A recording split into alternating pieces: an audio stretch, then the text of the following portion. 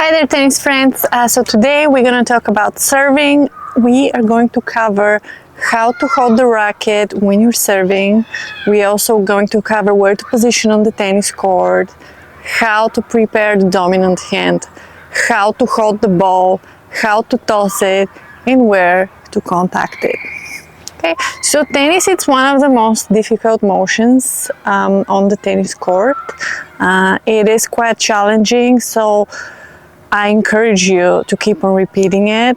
Do not give up on it. It is pretty important if you want to play good tennis. And I'm going to go ahead and jump into the first step that we talk about today, and this is how do we hold the racket when we serve. So when we're serving, we want to hold the racket in continental grip.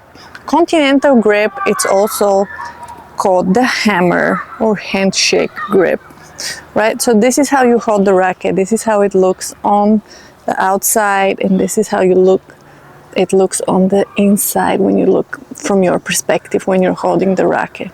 Okay, a lot of people find this way of holding the racket very difficult. So what I usually do with my students that find this impossible to do is I would adjust the grip for them just a little bit so we can have them start. Okay, so instead of holding like this, you're gonna bring in the grip a little bit where the base knuckle of your thumb, it's aligned with this rim. Okay, so this is an Eastern grip, and if you cannot hold the continental grip, which is like this, right, you would want to hold the Eastern grip, which is like that. There's a slight difference, but as your serve progresses, you know, I would encourage to keep on trying to move it in towards the continental grip, because it is kind of crucial to hold that grip if you want to have good pronation and all that good stuff. So starting with the grip, we already kind of established continental or Eastern grip as a start. Then where do I position on the tennis court when I am serving? So I want to position, you know, there's two positions. Obviously, when you're serving, there's the due side position, which is here, and there's the add side position, which is here, right? So on the due side position, when we're in this position, and actually on both, you want to put the foot right behind the baseline. I ask my students to have their body turned to the side, you know, when they are serving. And it will be the same on each side of the tennis court, right? So your body is turned to the side, right? From here on, we're gonna talk about another super crucial point, and this is ball toss. So ball toss is something that's gonna make or break your serve. A lot of people find tossing very challenging, and people would ask me the weirdest details. Do I hold the ball like this? Do I hold it like that? But when it's here, how do I release it? In reality, it is a personal preference, you know, but I like to give like a very simple way of doing it.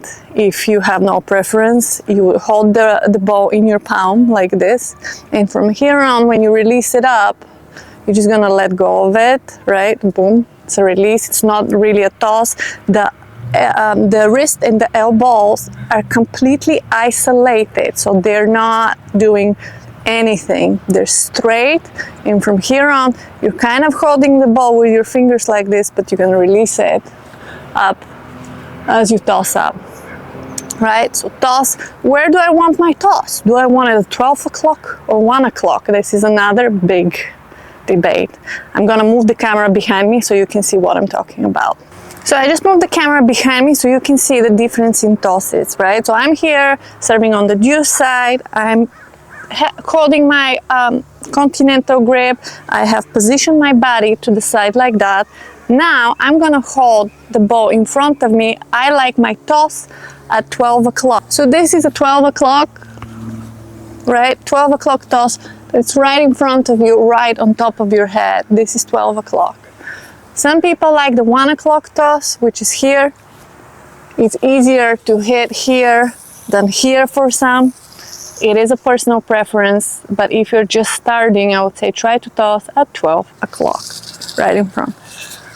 Boom. So you can learn to hit that ball above your head, which leads us to the next very important and crucial point, which is ball contact. So where do I contact the ball, right? So you're gonna bring the racket back in your continental grip, right? So you start from here, the rim of the racket, it's touching your back precisely like that. From here on, right, you're gonna move the racket up. You see the racket, it's completely closed in this position. From here on, you're gonna move the racket up and you're gonna open the racket head above your head. So once you reach the level of your head, you open, and this is where you contact, right? So look at this, closed, racket is closed. Tossing at 12 o'clock, opening above your head. One more time. Racket is back. Boom. Okay, so you want to contact in the highest point possible that you can reach. I'm gonna show you one more time. Positioning, continental grip, racket back, 12 o'clock. Contact in the highest point possible.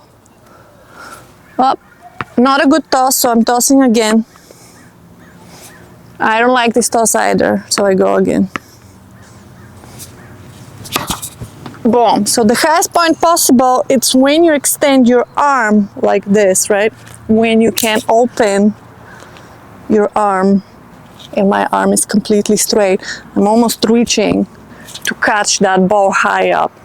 Why do I want to contact that high? Is because it's kind of like if you watched volleyball, people really jumping high to like hit the ball and slam it down. And this is essentially what you do when you're serving. You're going for that high ball and you're going with all your body weight on the ball to make sure that you are hitting your ultimate serve. So as you learn your serve, it may not look like this, it may not feel like that, but remember, it is a process. It does take quite a bit of time to learn it, so be patient with yourself and also just repeat. Go 3-4 times a week at your court, bring a bucket of balls, it doesn't have to be a lot. You may need just 30-40 balls, serve it on one side and pick them up, serving on the other side. And in this way, if you do it 3 times a week, in 2-3 months time, your serve will have improved tremendously, right? It's all about repetition. It's all about having that structure of going time after time and kind of being relentless if you want to learn and have a good serve. If this video was helpful to you, please like it and subscribe to my channel. Thank you.